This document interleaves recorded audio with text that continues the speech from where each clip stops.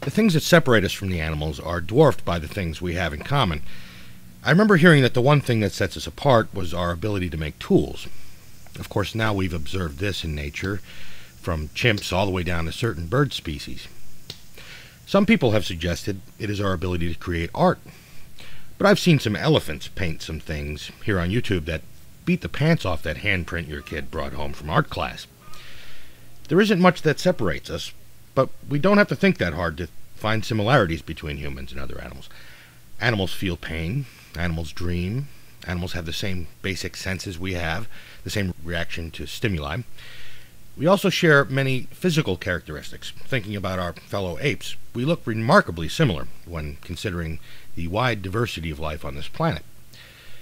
This is why I find it so strange when I hear a creationist repeating some version of the phrase, "I didn't come from a monkey," even though they've been corrected over and over on this. They must know by now that evolutionary theory only states that we share a common ancestry with modern apes. They must know that the theory has not suggested that we are descended from modern apes.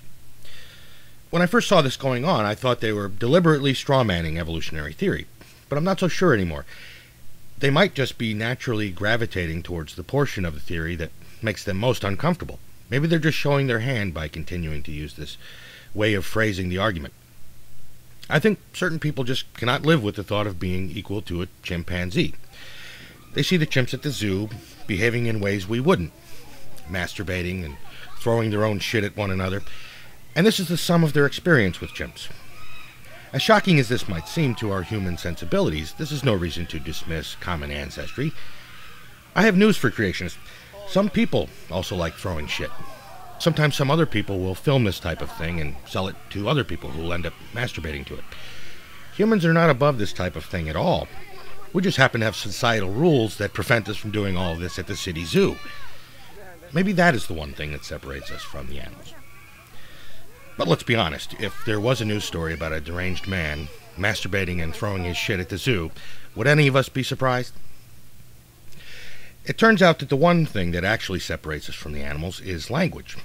A complex system of communication is the one thing that brought us out of the trees and into our condominiums.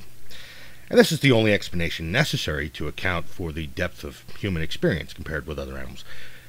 We are seemingly so different. Our day-to-day lives are in no way similar to those of wild animals. But imagine what a marriage ceremony would be like with only the ability to grunt and point at one another.